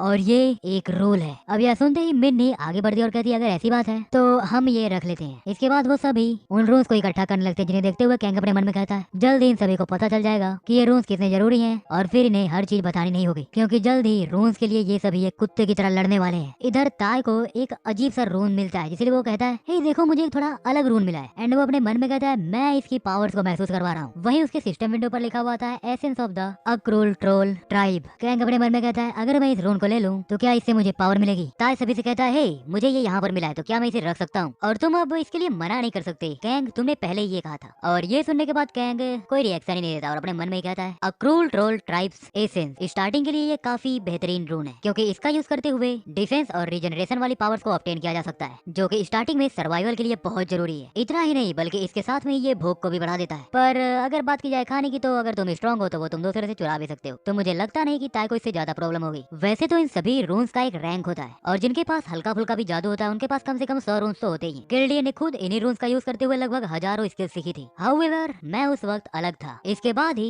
कैंग अपनी यादों में चला जाता है, जहाँ इस वक्त वो एक रून को टच कर रहा था, पर वो उस रून को सही से उठा नहीं पाता है। वहीं एरिस कैंग से कहती है जैसा मैंने सोचा था बिल्कुल वैसा ही हुआ, तुम सिर्फ काउंटेड स्किल्स को ही सीख पा रहे हो और उनकी लिमिट सिर्फ 7 है। काश हमें ये पहले ही पता होता कि तुम सिर्फ 7 ही स्किल सीख सकते हो तो शायद तुम और भी बेहतर स्किल सीख पाते। इधर कैंग अपने मन में कहता है सिर्फ 7 स्किल सीख पाना मेरे लिए एक बहुत ही बड़ा ड्रॉबैक था, पर मेरे पास उस वक्त बहुत ही अधिक मात्रा में स्ट्रेंथ थी, बिल्कुल इस वीकनेस के अपोजिट जो कि इस वक्त मेरे पास है। पर मैंने जो स्किल सीखी थी उनमें से एक था एसेंस ऑफ डोरोरोरो लिजार्ड, जिसका यूज करते हुए मैं अपने आप को बहुत ही फास्ट रीजनरेट कर पाता था। उसके बाद मैं इतना स्ट्रॉन्ग होता गया कि मैं कैंग ताय के इमोर्टल आर्ट को भी टक्कर देने लगा। और साथ में ही मेरे पास एक ऐसा रून था जिसका नाम था गैंग्लियंस रैपिड रश, जिससे मैं केल्डियन के एक सिग्नेचर मूव को कॉपी कर पाता था, जो कि स्पेस टीयर के नाम से जाना जाता है। और मेरे इस यूनिक लक्षण को देखते हुए एरिस ने मुझे एक निकनेम दिया जो कि है 7 स्टार्स। पर यही मेरा वो लक्षण था जो कि मेरे टीममेट के साथ मुझे उनके साथ रखता था, और यही वो लक्षण है जिसकी वजह से मैं यहाँ वापस आया हूँ, ताकि अंत में मैं फिर से वही गलतियाँ ना दोहरा सकूं। इसीलिए एरिस ने मुझसे एक बात कही थी कि जो भी करना वो बहुत ही सावधानी पूर्वक करना, खास करके उन 7 स्किल्स को सिलेक्ट करने में। और अगर ये सब कुछ प्लान के अकॉर्डिंग चलता है तो ट्यूटोरियल जोन छोड़ने से पहले ही मैं उन 7 में से कुछ न कुछ स्किल्स तो सीख ही जाऊंगा। इधर ताय उस रून को देखते हुए कहता है मैं इस स्किल को सीखने वाला हूँ। वही मिन्नी सोच रही थी कि आखिरकार ये रून है किस लिए, मतलब इसका यूज क्या है। और तभी ताय के सिस्टम विंडो पर दिखाई देता है फिजिकल रेजिस्टेंट स्टैट को क्रिएट कर दिया गया है और आपकी प्रोफेंसी इस वक्त 1% है। वही ताय अपने मन में कहता है मुझे फिजिकल रेजिस्टेंस मिला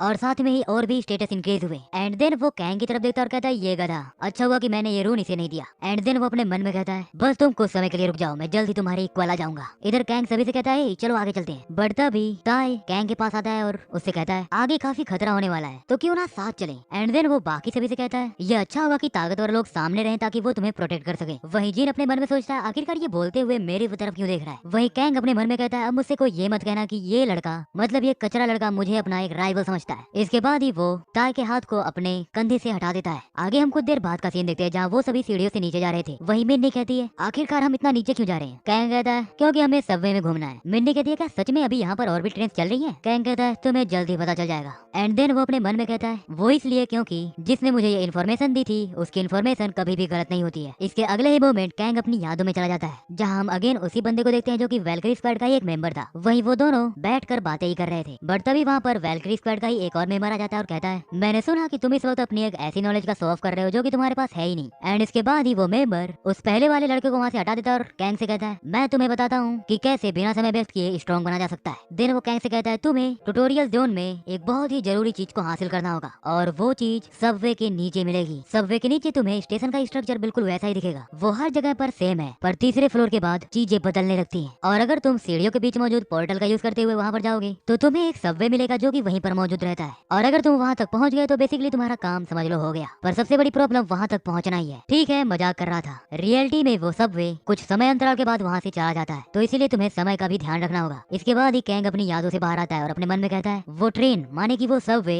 कल ही यहाँ से चली जाएगी, तो इसीलिए मुझे उस हिडन पीस को आज ही ढूंढना होगा कुछ भी करके। तो चलो देखते हैं कि आखिरकार ये है क्या। इसके अगले ही मोमेंट हम उन सभी को एक डंजन के सामने देखते हैं। वही मिन्नी अपने मन में ही कहती है ये गंगरम स्टेशन नहीं हो सकता। मैं गंगरम स्टेशन कई बार आई हूँ पर मैंने कभी भी ऐसे किसी एंट्रेंस के बारे में नहीं सुना। आखिरकार ये पोर्टल माने कि ये डंजन जाता कहाँ पर है। एंड देन वो कैंग से कहती है तुम सच में अंदर जाने वाले हो, मतलब तुम्हें पता तो है नहीं कि आखिरकार इसके अंदर होगा क्या। कैंग कहता है हाँ मैं अंदर जाने वाला हूँ और मैं सिर्फ अपने इंस्टिंक्ट के भरोसे ही अंदर जाने वाला हूँ। और जैसा कि मैंने पहले कहा अगर कोई भी चाहे तो यहाँ से वापस लौट सकता है, वो भी जब वो चाहे। ताय कहता है मैं तो अंदर जा रहा हूँ। वही मिन्नी कहती है मैं भी जा रही हूँ, अगर तुम चलोगे तो मुझे भी तुम सभी के साथ ही चलना है। कैंग उसे देखते हुए अपने मन में कहता है, लगता है अभी कुछ समय पहले मिन्नी के साथ जो घटनाएं घटी थी वो अभी तक उनसे उभरी नहीं है, इसीलिए वो खुद को ताकतवर करना चाहती है। वहीं वो जो स्टूडेंट्स होते हैं जिन्होंने इस टीम को थोड़ा बाद में ज्वाइन किया था, वो कहते हैं कि हम यहीं पर रहेंगे, हम यहीं पर हंटिंग करेंगे। पर उन सबसे अलग जिन कहता है, मैं भी अंदर चलूंगा, मैं भी तुम सबके साथ अंदर चलना चाहता हूँ। ताय कहता है, तुम आखिरकार अंदर क्यों जाना चाहते हो? अभी कुछ समय पहले तो तुम इतना कुछ कर भी नहीं पा रहे थे और तुम काफी डरे हुए भी थे। जिन कहता है, मुझे लगता नहीं कि इससे तुम्हें कोई फर्क पड़ना चाहिए, क्योंकि मैं कुछ भी करूँ इससे तुम्हारा कोई लेना देना नहीं है। अब ये सुनते ही ताय थोड़ा भड़क जाता और कहता, अबे कमीने तूने बोला क्या? अभी तुझे क्या लगता है हम यहाँ पर कोई मेला घूमे जा रहे हैं? अगर तुझे यही लगता है तो आज दो हाथ करके। बढ़ता भी कैंग उन सभी की कन्वर्सेशन को बीच में ही टोकते हुए कहता है, अपनी ये बेमतलब की बकवास बातें तुम दोनों बंद करो, क्योंकि मैं अंदर जा रहा हूँ। मेरे पास इतना समय नहीं है कि मैं यहाँ पर अपना समय खराब कर सकूं। अब यह सुनते ही मिनी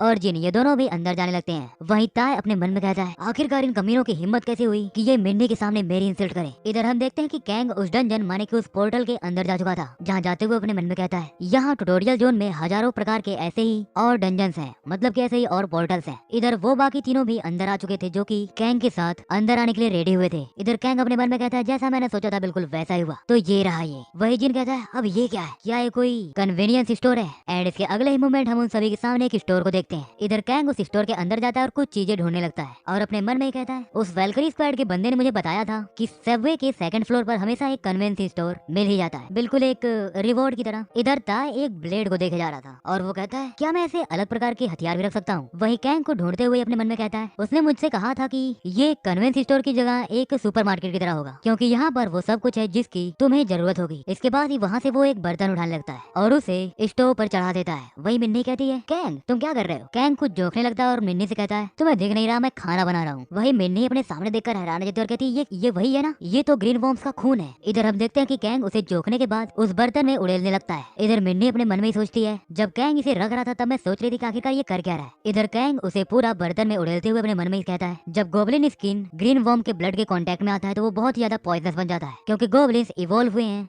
ग्रीन वॉर्म्स के विरोध में सर्वाइव करने के लिए, इसीलिए उनका ये जहर बहुत ही काम की चीज है। अब कैंग को ये कुकिंग करते हुए देखकर ताय कहता है, इसकी स्मेल तो बहुत ही अच्छी आ रही है, क्या मुझे भी थोड़ा सा मिलेगा? कैंग कहता है, ये जहर है। अब ये सुनते ही ताय बहुत ज्यादा डर जाता है, थोड़ा पीछे जाकर कहता है, ये जहर है? तुम्हें लोगों को ये पहले बताना चाहिए कि ये जहर है। कैंग कहता है, वो तुम ही हो जो इसे सूंघते हुए यहाँ तक आए। वही मिन्नी कहती है, हमने कभी सोचा नहीं था कि तुम जहर को बनाओगे, मतलब कैसे? आखिर तुम्हें पता कैसे है किसे बनाते कैसे? कैंग कहता है, सुपर पावर मैंने तुम्हें बताया था ना, मेरा दिमाग अब ज्ञान के भंडार से भरता जा रहा है और वो भी मेरी सुपर पावर की वजह से। ताय कहता है, हम साफ साफ देख पा रहे हैं कि तुम उस क्वेश्चन को नजरअंदाज करने की कोशिश कर रहे हो। कैंग अपने मन में कहता है, असल में मैंने सोचा था कि जब मैं समय में वापस आऊंगा तो मेरा सर शायद ब्लास्ट होके फट जाएगा, और अगर मैं किसी तरह से बच भी गया और समय में वापस आ गया तो भी मैं बिना किसी नॉलेज के बिल्कुल ही यूजलेस बन जाऊंगा। पर फिलहाल के लिए जो चीजें मुझे कैल्डियन ने बताई थी वो सब की सब मुझे याद है, जिससे न ही मैं आइटम्स पा पाऊंगा बल्कि खुद को भी ताकतवर कर पाऊंगा। और जैसा कि उसने कहा था, अगर मेरी हल्की सी भी यादाश्त रहेगी तो मैं ये सभी चीजें भूलूंगा नहीं, और सरप्राइजिंगली मैं ये भूला भी नहीं। पर कैल्डियन ने मुझे मना भी किया था कि मैं ये इन्फॉर्मेशन किसी के साथ शेयर ना करूं, क्योंकि ऐसा करने से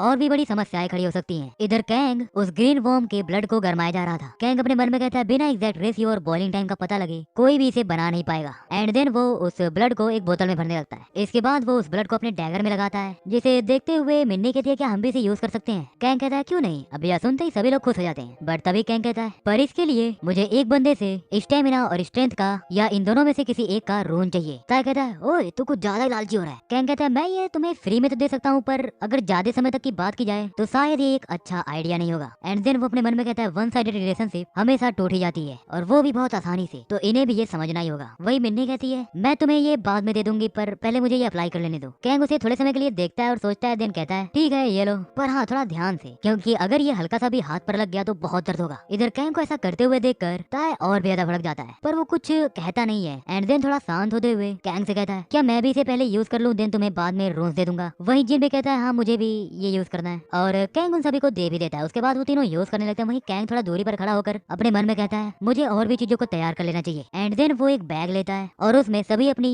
काम की चीजों को भर लेता है और अपने मन में कहता है, इतना काफी होगा। इसके बाद वो आगे जाने के लिए रेडी होता है, बट जैसे ही वो पीछे मुड़ के देखता है, सभी लोग बैग्स लेकर रेडी थे, पर उनके पास एक से ज्यादा बैग्स थे, जैसे वो पिकनिक पर जा रहे हो। मिन्नी कहती है, तुम ऐसे क्या देख रहे हो, हम तैयार है जाने के लिए। कैंग कहता है, कहीं तुम वहाँ पर शिकार बनने के लिए तो नहीं जा रहे, क्योंकि ऑब्वियसली तुम इतने भारी भारी बैग लेकर जाओगे तो औरों के लिए और चारा बन जाओगे, जब तक कि तुम इसे ऐसे दफना नहीं देते। इसके बाद ही कैंग एक गड्ढा खोदने लगता है और कहता है, अगर तुम सब कुछ अपने साथ लेकर जाओगे तो बाकी लोग तुम्हारे पीछे आने लगेंगे, इसलिए कुछ चीजें पीछे छोड़ दो। इधर मिन्नी अपने मन में कहती है, पहले मुझे लगा कि ये बस शांत रहता है, पर अब लगता है कि जैसे कैंग एक बहुत ही महान योद्धा है और साथ में बहुत ही चालाक। एंड देन वो कहती है, क्या मैं भी ऐसी एक सुपर पावर पा सकती देखती हूँ इधर कैंग उस गड्ढे में कुछ चीजें रख चुका था। वही मिन्नी जमीन पर बैठते हुए अपने मन में कहती है, कल से लगभग हजारों लोग नहीं, कल से लगभग लाखों लोग गायब हो चुके हैं, पर उन लाखों में से कोई भी वापस नहीं आया, एक भी नहीं। तो इसीलिए मुझे यहाँ पर अपनी बाकी जिंदगी सरवाइव करना होगा, क्योंकि मैं किसी भी कीमत पर मरना नहीं चाहती। तो इसीलिए यहाँ पर सरवाइव करने के लिए मुझे अपने काम करने ही होंगे। एंड देन वो हांसो की तरफ देखती है एंड उसके साथ जाने लगती है और अपने मन में कहती है, भले ही इसके लिए मुझे हांसो के साथ भी रहना पड़े। इधर ताय कहता है,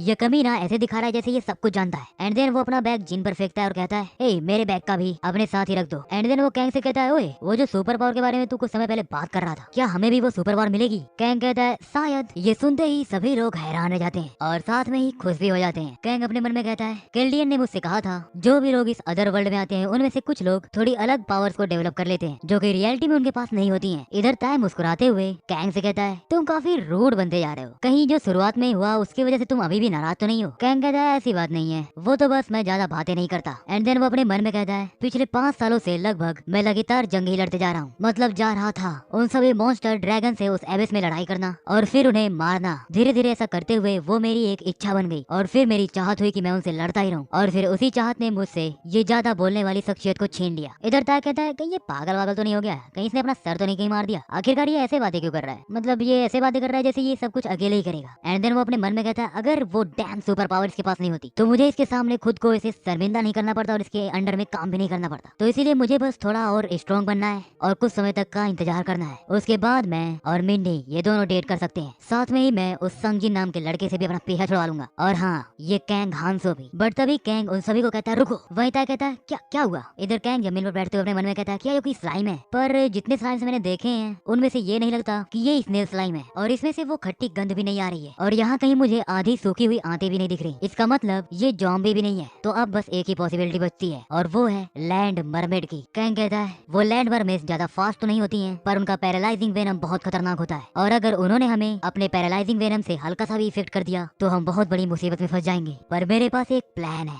इधर ताय कहता है, ऐसे एक्टिंग करना बंद करो जैसे तुम सब कुछ जानते ही हो और सब अकेले कर लोगे। वही कैंग उन सभी से कहता है, मेरे साथ चलो और तुम वो देखकर बहुत सरप्राइज हो जाओगे, तो इसीलिए मेरे साथ चलो और मेरी सहायता करो। इसके बाद ही वो उन सभी को एक गैसोलीन का बना हुआ बॉम्ब देता है, मतलब वो कॉकटेल वाला। मिन्नी कहती है, क्या ये वही फायर बॉम्ब है जो कि तुम कन्वीनियंस स्टोर से लेकर आए थे? वहीं ताय कहता है, क्या ये भी कोई सुपर पावर है? देन वो कैंग से कहता है, तुम्हें इस जगह को हमारे एक मतलब हमारी दुनिया की तरफ से ही समझना चाहिए, मतलब तुम ऐसा कर नहीं सकते, तुम यहाँ पर क्या ब्लास्ट करने वाले हो? एंड देन वो कहता है, अगर मेरे पास ऐसी कोई सुपर पावर होती तो मैं तो भैया यही सब करता। और इसके बाद ही सभी लोग उसे घूरने लगते हैं, जिस पर वो कहता है, तुम लोग मुझे ऐसे क्यों घूर रहे हो, क्या मैंने कुछ गलत कह दिया? वहीं कैंग के दिमाग में केल्डियन और एरिस की बातें चलने लगती है, जहाँ केल्डियन ने तो कहा था कि अगर तुम्हें कोई ज्यादा परेशान करे तो उसे मार देना, बट एरिस ने कहा था जब तक बहुत जरूरी ना हो तब तक किसी को मत मारना। और कैंग इन्हीं सभी बातों में उलझा हुआ रहता है। एंड देन वो सभी से कहता है, देखो मैं तुम सभी को प्लान बताने वाला, थोड़ा ध्यान से सुनना। उसके बाद ही वो एक ड्राइंग बनाने लगता है और कहता है, जब एक बंदा बॉम्ब को फेंकेगा तो बाकी 3 सामने आएंगे और अटैक करेंगे और जो सबसे आगे रहेगा उसी को प्रायोरिटी रहेगी ज्यादा रून्स हासिल करने की। ताय कहता है, ठीक है फिर लीड मैं लूंगा,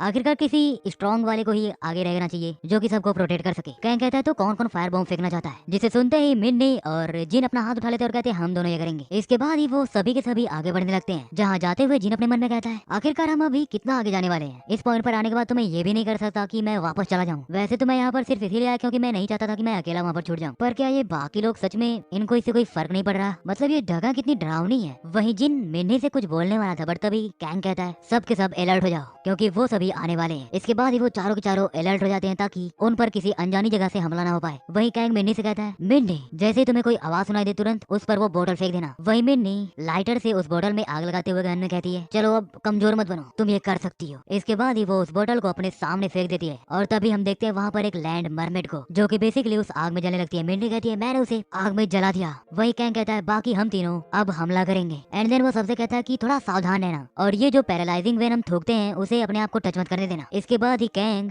एक लैंड मरमेड को मारते हुए दूसरे पर कूद पड़ता है। वही ताय उसे देखकर अपने मन में कहता है, ये कमीना सभी रूल्स खुद ही ले रहा है, मैं इससे ऐसे हार नहीं सकता। बट तभी एक लैंड मरमेड ताय पर भी अटैक करता है, मतलब करती है, आई डोंट नो। ताय कहता है, मुझसे दूर हट जा घिनौने जानवर। उसके अगले ही मूवमेंट वो अपने डैगर से उस लैंड मरमेड पे अटैक करके उसे मार डालता है और कहता है, यार ये डैगर तो काफी अच्छा काम कर रहा है। वही कैंग रून्स को कलेक्ट करते हुए कहता है, वो सिर्फ इसलिए क्योंकि वो मैंने जो जहर दिया था वो इन लैंड मरमेड्स के लिए बहुत ज्यादा घातक है। वही ताय कहता है, इस डैगर का यूज करते हुए मैं उस कमीने से बिल्कुल भी हारने नहीं वाला, मैं भी उसी के जितना रून्स इकट्ठा करूंगा। इसके बाद ही वो दोनों मिलकर एक एक करके वहाँ पर मौजूद बाकी सभी लैंड मरमेड्स को मारना शुरू कर देते हैं। इधर कैंग उन्हें मारते हुए अपने मन में कहता है, जैसा मैंने सोचा था बिल्कुल वैसा ही हुआ, क्योंकि फायर बॉम्ब्स को यहाँ यहाँ पर लाके मैंने बहुत ही एक्सीलेंट चॉइस की। वैसे तो इस डैगर पर मौजूद जहर अब धीरे धीरे खत्म हो रहा है, पर इससे फिलहाल कोई फर्क नहीं पड़ता, क्योंकि वैसे भी मैंने काफी ज्यादा जहर बना के रखा है। वहीं ताय भी कुछ दूरी पर ही कुछ लैंड मरमेड्स को मारे जा रहा था, एंड देन वो कुछ रोन्स को कलेक्ट करते हुए अपने मन में कहता है ये सब के सब रोन्स मुझे बिलोंग करते हैं। बट तभी एक लैंड मरमेड ताय पर अपने पैरालाइजिंग वेनम से अटैक करता है, जो कि सीधे जाकर उसके पैर पर लगता है। उस वेनम की वजह से ताय को हल्की सी चोट भी लग जाती है, एंड साथ में वो घायल होकर जमीन पर गिर जाता है और अपने मन में कहता है सिटी यार, सभी लोग मुझे देख रहे हैं, ये काफी शर्मिंदगी भरा है। वहीं वो लैंड मरमेड और उसके साथ ही बाकी सभी लैंड मरमेड लार टपकाते हुए ताय की तरफ बढ़ने लगते हैं। ताय बहुत ज्यादा हड़बड़ा जाता है और चिल्लाते हुए कहता है मुझसे दूर हट जाओ, मुझसे दूर हट जाओ, पर इससे कोई फर्क नहीं पड़ता, इसीलिए वो सभी से कहता है कोई मेरी मदद करो। वहीं मिन्नी कहती है अब फायर बॉम्ब्स खत्म हो गए, एंड देन वो जिन से कहती है जल्दी से मेरे साथ स्विच करो। जिन कहता है ठीक है। इसके बाद ही जिन लाइटर से उस फायर बॉम्ब को जलाने लगता है, बट उसका लाइटर जल ही नहीं रहा था। बट जैसे ही वो अपना लाइटर हल्का सा आगे करता है, वो देखता है कि उसके सिर्फ सामने एक लैंड मरमेड पड़ा है, जो कि उसे मारने के लिए पूरी तरह तैयार है। इसलिए वो हड़बड़ा जाता है और उस फायर बॉम्ब को फेंक देता है।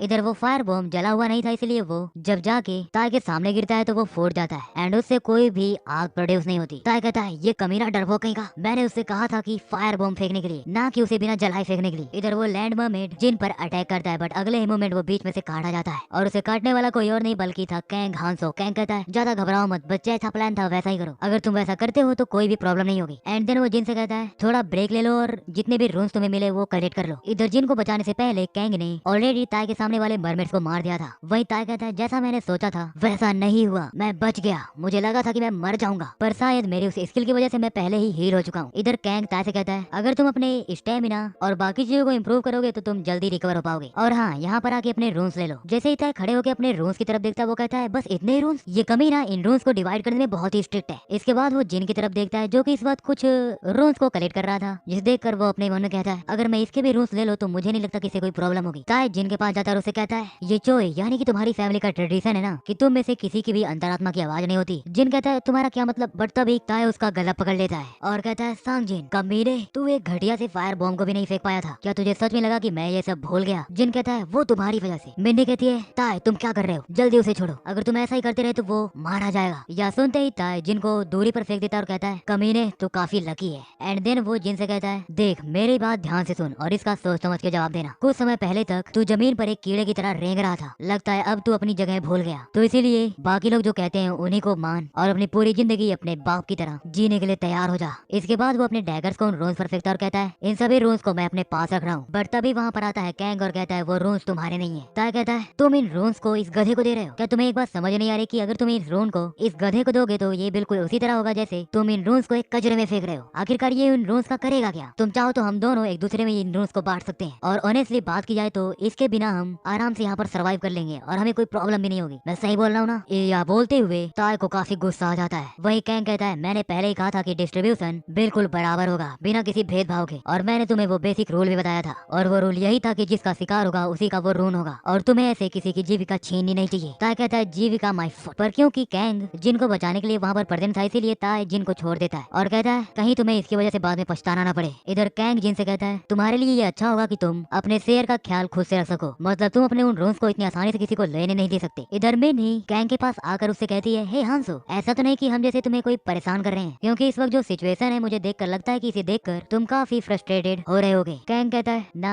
ऐसी छोटी मोटी बातों से कोई फर्क नहीं पड़ता, क्योंकि वैसे भी मैं इतनी छोटी बातों के लिए कंप्लेन नहीं कर सकता। मिन्नी कहती है इसका मतलब तुम अंत तक हमारे साथ रहोगे। कैंग कहता है वो तुम्हारे ऊपर है, अगर तुम साथ रहना चाहो तो रह सकते हो, नहीं रहना चाहते तो कोई जरूरत नहीं है, और वैसे भी तुम लोग काफी अच्छी हंटिंग कर रहे हो तो तुम्हें फिक्र करने की जरूरत नहीं है, तुम अकेले भी सर्वाइव कर लोगे। कैंग आगे जाते हुए अपने मन में कहता है ज्यादातर स्टेमिना और स्ट्रेंथ के रूम्स जमीन पर गिरे हुए हैं, पर ये इतने बुरे भी नहीं है, क्योंकि इस वक्त स्टेमिना और स्ट्रेंथ काफी इंपॉर्टेंट है, क्योंकि यही वो चीज है जो कि फिलहाल मुझे अपने स्टेटस पॉइंट में ज्यादातर बढ़ते हुए देखनी है। इसके बाद ही वो अपने स्टेटस विंडो को ओपन करता है जहाँ लिखा हुआ था कि उसकी स्ट्रेंथ अब बढ़ के ऑलमोस्ट 25.3 हो गई, स्टेमिना 24.5, उसकी फुर्ती 14.1 और उसकी सेंस करने की स्किल 15.2। इधर कैंग एक और रून का यूज करते हुए अपने स्ट्रेंथ को एक और पॉइंट से बढ़ा लेता है, पर तभी वहाँ पर किसी की आवाज आती है जहाँ कोई कहता है बस एक पॉइंट और अगले ही मोमेंट हम वहाँ पर देखते हैं किसी और को नहीं बल्कि उस असिस्टेंट फेरी को, जो कहता है तुम्हारा स्टेमिना और स्ट्रेंथ मिला के अब 50 पार हो चुका है, तो इसीलिए पहला ट्रैवलर बढ़ने के लिए तुम्हें बहुत सारी शुभकामनाएं। इधर हम देखते हैं कि कैंग के सिस्टम विंडो पर आता है कि पहला अचीवमेंट अनलॉक हो चुका है। कैंग कहता है आखिरकार ये मेरे सामने ऐसे कैसे आ गया, मतलब ये सिस्टम विंडो और ये है क्या, ये अचीवमेंट क्या है? और अपने मन में कहता है मैंने इस पगले को बुद्धू बना लिया है, अब देखते हैं कि ये कैसे रिएक्ट करता है। वही वो असिस्टेंट फेरी कहता है हे तुम तो वही ट्रैवलर हो ना जिसने उस समय बाकियों से अलग होते हुए अपना हाथ उठाया था। मैं सोच ही रहा था कि आखिरकार कौन ऐसा जो इतना फास्ट ग्रो कर रहा है। लगता है मेरा जजमेंट वैसे भी इतना गलत नहीं था। असिस्टेंट फेरी कहता है हम हमेशा उस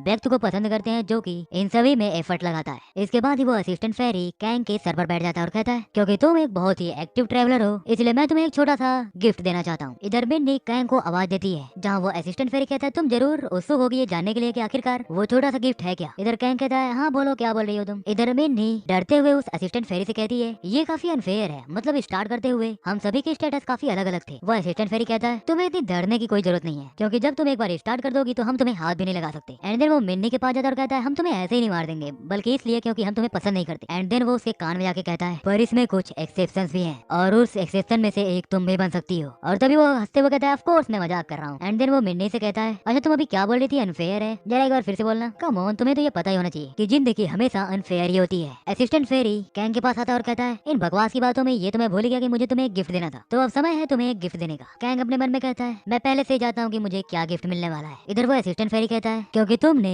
बहुत ही जल्दी 50 स्टेटस पॉइंट को गेन किया है इसीलिए तुम्हें 3 रून्स मिलते हैं, वो भी तुम्हारी चॉइस के। तो बताओ तुम्हें कौन से रून्स चाहिए, क्या वो फुर्तीलेपन के या फिर सेंसेस के या फिर स्ट्रेंथ या फिर बाकी कुछ और या कोई हीलिंग रून। एंड देन वो असिस्टेंट फेरी एक हीलिंग रून कैंग को दिखाता है और कहता है ये रून काफी बेहतर होगा, मतलब ये तुम्हारे स्टोमक में हुए होल को भी हील कर सकता है और साथ में किसी जहर को भी हील करके उसे ठीक कर सकता है। मतलब हर जहर को तो नहीं पर ज्यादातर जहर को। ये बेसिकली वैसा ही होगा जैसे कि तुम्हारे पास एक एक्स्ट्रा लाइफ हो। कैंग कहता है ये बिल्कुल यूजलेस है क्योंकि अगर मेरा कोई पैर उखड़ उखड़ गया तो ये किसी काम नहीं आएगा। वही बाकी लोग अपने मन में सोच रहे होते हैं एक हीलिंग रून, इसका मतलब तुम खतरों में भी एक बार बचते हुए जिंदा रह सकते हो। एंड देन वो सभी सोचने लगते हैं कि अगर चीजें सही से नहीं चली तो शायद कैंग वो रून हम में से किसी एक के लिए यूज करेगा। बट इधर कैंग कहता है बाई एनी चांस क्या तुम्हारे पास कोई ऐसा रून है जो कि मुझे मैजिक से इम्यून बना दे। असिस्टेंट फेरी चुटकी बजाता और कहता है हाँ क्यों नहीं, ये रहा। इधर उस रून को देखने के बाद वो सब के सब निराश हो जाते हैं, मतलब वो बाकी लोग जैसे कि ताई, मिन्नी, जिन, और वो अपने मन में कहते हैं इसे हमसे कोई फर्क नहीं पड़ता, इसे हमारी कोई परवाह नहीं। इधर कैंग अपने मन में कहता है हीलिंग रून्स बहुत अच्छे होते हैं पर मैजिक और फिजिकल इम्यूनिटी ये वो रून्स है जो कि ट्यूटोरियल जोन में आसानी से नहीं मिलते जबकि तुम कोई स्पेशल केस ना हो। कैंग उन रून्स को देखता रहता है और अपने मन में कहता है अपना स्टेमिना इंक्रीज करके मैं सिर्फ अपने स्पीड और बाकी सभी एक्टिविटीज को थोड़ा सा इंक्रीज कर सकता हूँ, बट अगर मेरे पास फिजिकल और मैजिकल रेजिस्टेंस जैसी कोई चीज होगी तो वो मेरे डिफेंस और इम्यूनिटी में काफी काम आएगी जिससे कि मैं अपने फिजिकल अटैक्स और भी पावरफुल वे में यूज कर पाऊंगा। पर मैजिक अटैक्स थोड़े अलग होंगे। इधर कैंग के सिस्टम विंडो पर एक और स्किल ऐड हो चुका था जो कि था मैजिक इम्यूनिटी जो कि इस वक्त 13 पर था। कैंग अपने मन में कहता है ये मुझे तुरंत मरने से तो प्रिवेंट कर ही लेगा। इधर वो असिस्टेंट फेरी एक पोर्टल खोलता है, मतलब एक डायमेंशन को बीच में से चीरते हुए सभी से कहता है तो अब मेरा काम यहाँ पर हो गया है तो मैं चल रहा हूँ, पर हाँ मैं यहाँ पर फिर से आऊंगा और मैं तुम सभी पर नजर बनाए हुए हूँ, मुझे देखना है कि आखिरकार तुम लोग कितने काबिल हो। एंड देन वो कैंग से कहता है तो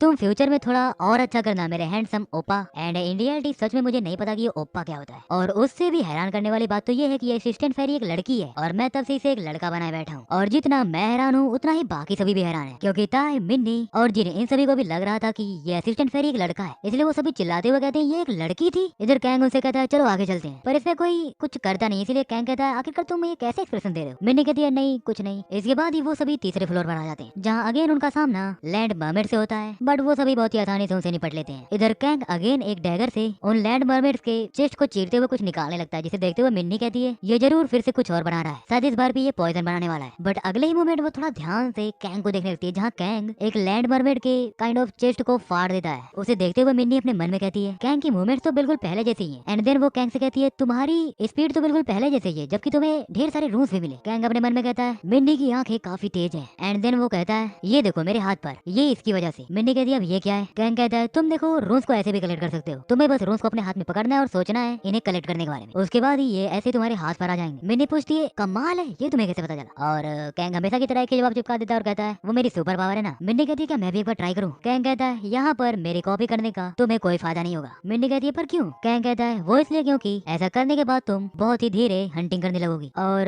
जिसकी वजह से तुम ढेर सारे रून्स भी हासिल नहीं कर पाओगी। और दूसरा ये कि अगर मैं मर गया तो इन रून्स का कोई भी मतलब नहीं होगा, मतलब मेरे मरने के साथ ये सभी रून्स भी खत्म हो जाएंगे। तो इसीलिए मैं बता दूं कि मैं रून्स जो कि ऐसे कलेक्ट करता हूँ वो मेरे मरने के साथ ही खत्म हो जाते हैं, मतलब हो जाएंगे। जिन कहता है तो फिर आखिरकार तुम इसे कलेक्ट क्यों कर रहे हो। कैंग कहता है वो इसलिए क्योंकि बाद में मैं इन्हें बेच सकूं। वैसे फिलहाल के लिए तो ये थोड़ा मुश्किल है बट ट्यूटोरियल जोन में मैं इन्हें किसी न किसी तरह से तो बेच ही दूंगा। एंड देन वो सभी से कहता है तुम लोग ये नहीं करोगे, मतलब तुम ये कर ही नहीं पाओगे, तो इसीलिए जाओ जल्दी जल्दी अपने रून्स उठा लो। अब ये सुनने के बाद ताज थोड़ा भड़क जाता और कहता है क्योंकि हम तुम्हारी बातें सुन रहे इसका मतलब ये नहीं कि तुम हमसे ऐसे बातें करोगे और तुम्हारी हिम्मत कैसे हुई हमें ऐसा नीचा दिखाने की। और क्या तुम मुझे ये बताओगे कि मैं वो क्यों नहीं कर सकता जो तुम कर सकते हो। कैंग अपने मन में कहता है इन लोगों को ये भी नहीं पता कि ये किससे बातें कर रहे हैं। अगर बात एरिस की नहीं होती तो फिलहाल इनमें से कोई जिंदा भी नहीं होता। कैंग अपने मन में कहता है ये जल्द ही ये भी समझ जाएंगे जब ये इस जोन से बाहर निकल के बाहरी दुनिया को देखेंगे और फिर वहाँ पर कुचल दिए जाएंगे। कैंग अपने डैगर को बाहर निकालता है और मन में कहता है पर उससे पहले एक चीज मैं इन सभी को कह देता हूँ। देन वो सभी से कहता है सब लोग ध्यान से सुनो, ये तुम्हारे ऊपर है कि तुम मेरा पीछा करो या ना करो, तुम मेरी बातें मानो या ना मानो, और भले ही तुम रूल्स को करेक्ट करो या ना करो, तुम जो चाहो वो करो, मुझे इससे कोई फर्क नहीं पड़ता और ना ही कोई परवाह है। इसके बाद ही कैंग अपने डैगर को जमीन पर फेंक देता है और सभी से कहता है पर उससे पहले मैं चाहता हूँ कि तुम ये बात ध्यान से सुनो, और वो बात ये है कि अपने